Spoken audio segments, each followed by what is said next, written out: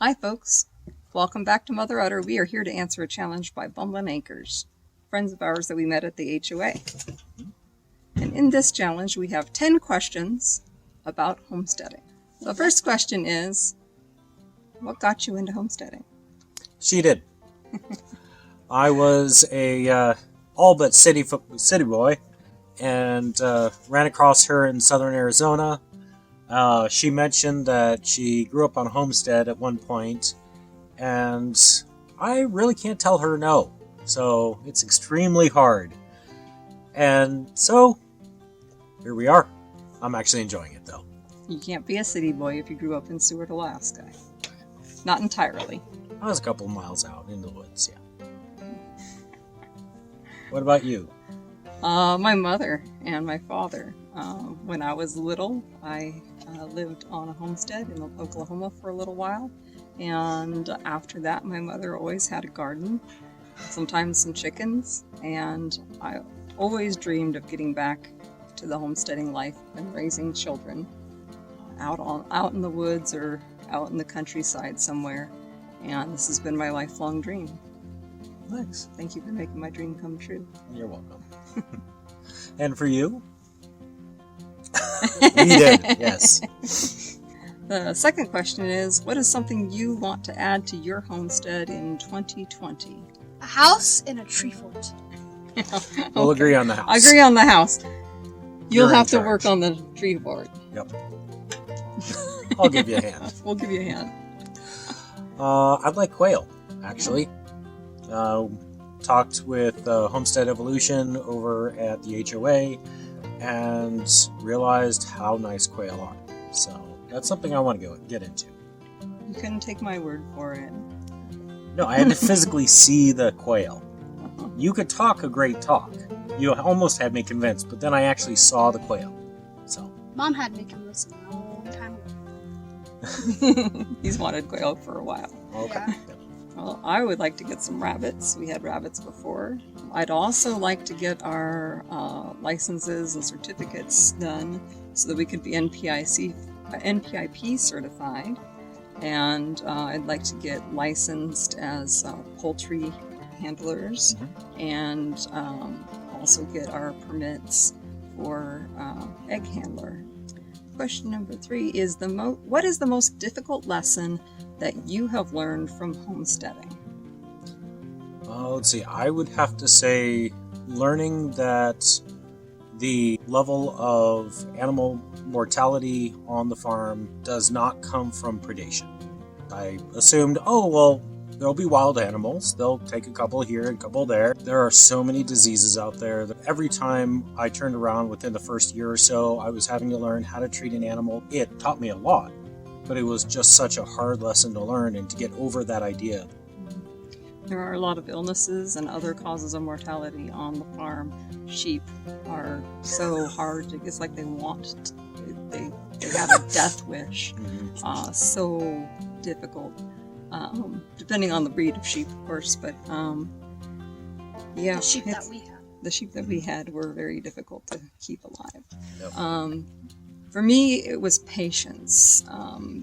I have a tendency to overcommit to things, and I like to just get in there and just do it all at once. And I want everything done right now, my way.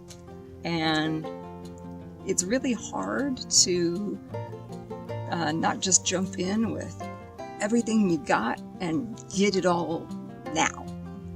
You know, I wanted the ducks, I wanted the chickens, I wanted the geese, I wanted the turkeys, I wanted I wanted the sheep, I wanted the goats, I wanted everything. The turkeys, I forgot the turkeys, sorry. I wanted them all right now. And you can't do that. You have to take it a little bit at a time so you can get used to the schedule of each of those animals before you move on to the next animal and work that into the schedule. And you also have to get to know your land. You really need to live with your land for about a year before you even start introducing too many animals. Chickens may be okay, maybe goats, depending on if you're in the mountains. And then maybe a second animal after you've lived there for a year. It's just not something you want to jump into with everything you've got right away. Patience is really hard for me. I would say that The lesson that was the hardest for me was learning that animals are for food and are not pets, and that animals do die. And that was probably one of the hardest. But it took me a long time to get over that. I still have a hard time with butchering animals. But you do it when asked. Yeah, it's just harder than what it seems like on TV and YouTube and stuff. Yeah, and some of the animals we do keep as pets go ahead and be attached to the donkeys. Yeah. That's cool. What is... Go ahead. Okay. Number 4 is, what is your favorite chore on the homestead? I'd have to say feeding the goats right now. Just taking the bale of hay over to them, watching them all crowd around, knowing that I'm the one who's providing food for them, and just seeing all of their faces and all their different personalities. So that'd be great. Yeah. You took mine. No, I think feeding the ducks. I love having the ducks eat out of my hands. Their tickly little bills, and just watching their little waddly bodies as they come up, and they're just so much fun. I grew up with Muscovy ducks, so I absolutely love ducks. Yourself? Mine is letting the animals out and just seeing them like run out and just like Freedom! fly at the food, literally sometimes. One time I saw a goat jump off of another goat just to get to the hay, and I was like, ninja! Goats are the ninjas of the Animal. livestock They somehow community. get over a 5-foot fence. Yep. Number 5, what is your favorite thing to grow on your homestead? Riley, how about you start? I like to grow my show chickens, which are sea brights. I do golden and silver lace sea brights. Just like, they're so cute because they're like ducks and they're so fat and just waddle. What about you, love? Children. I can see that. We started out our homestead up here as foster parents, and we had a lot of teenagers come through here, lots of sibling groups, and this is a great place for kids who've gone through a hard time, and all these animals here to love on.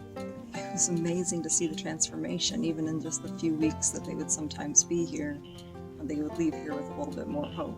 And then we were told that there were these young boys who needed a place and that we should come and meet them. And I think it was love at first sight. Before I cry. Let's move on to the next. Number 6, what do you love most about Homesteading Community? Oh, the support. The internet has made the Homesteading Community such a supportive group. You have any questions, you post it out there. It gives you a direction to research it. And the local community is just phenomenal. Go out and meet people. Or start a support community in your area online. Yep. Or start going to some of these homesteading events and meet some folks there. You may find that some of them are from your area. We flew all the way from California out to the Homesteaders of America conference to find other people from California. Yep. Number 7. What's your favorite meal that you make on your homestead?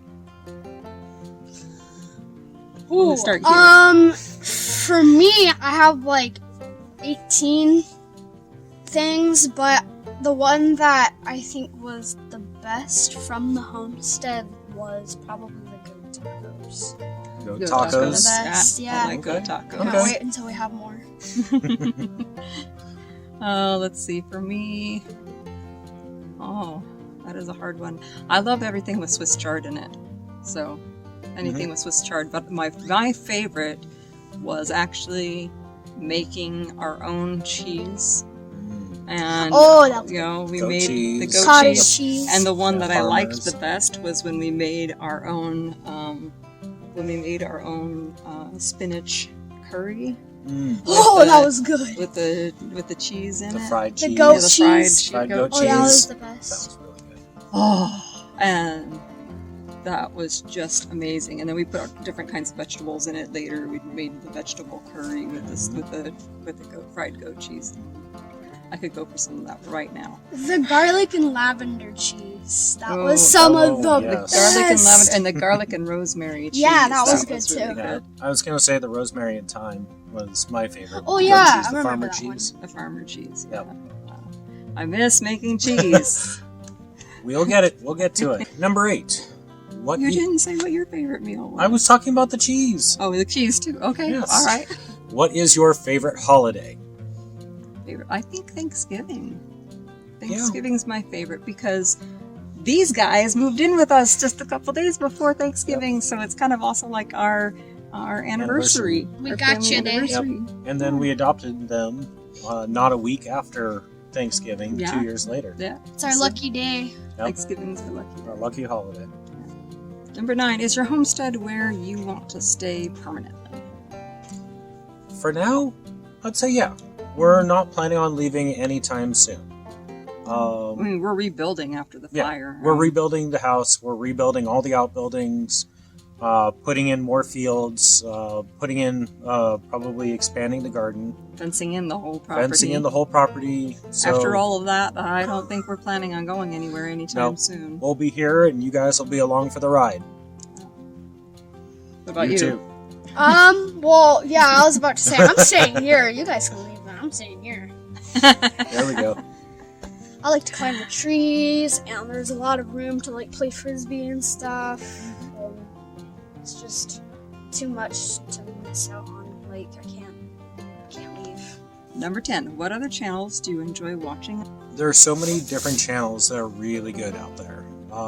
There's the really big ones that we all know: Roots and Refuge, Justin Rhodes, Doug and Stacy. Doug and Stacy, Homesteading. Yeah. Then there are some smaller ones that are more local to our area. Us. Well, yeah, we have to watch our own channel to edit it. Well, I like the Stivers. Yeah, Stivers are good. Gold Shop Farm's great. It's really impossible to cover all the ones we Oh. watch. I don't know, who's your ones that you like to watch the most? Oh man. I have like 4. I like Justin Rhodes. Doug and Stacy. We did actually see them at the seed swap. Where was that in? Santa Rosa. Yeah. I met Doug and Stacy at the seed swap in Santa Rosa, and then I like Homesteading. Mm-hmm. They point out a lot of stuff that's super useful for me. We listen to their podcasts and on the long rides. Yeah. I gotta say Justin Rose is the best though, because he actually has other kids there, and it motivates me to there's work that needs to be done, and to just like, if you get it done, you have a really good farm, and it's great. We all started out with watching Justin Rhodes a lot, Mm-hmm. and we Mom, watched. can we watch The Farm Dude? Yeah, we watched the Farmer Guy. I remember that was before we really got into getting a lot of animals. We just Yeah, had we the only goats had, at that time And a donkey.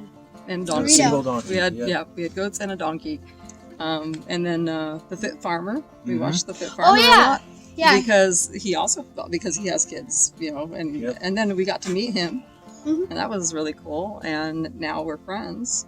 He was at the Seed Expo as well. Yeah, there were a lot of YouTubers at the Seed Expo. Yeah, there were a lot of kids actually at the Seed Swap. I was Mhm. surprised. I thought it was mostly going to be grown-ups, and I thought it was going to be super boring.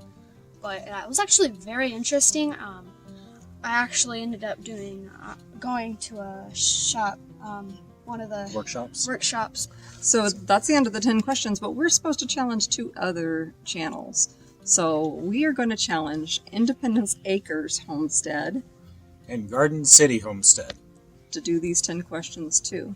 If you'd like to get more updates on how we are rebuilding our homestead after the fire, remember to click like and subscribe and hit that bell so that you can hear more, because we are growing every day. See you later. Take care. Bye.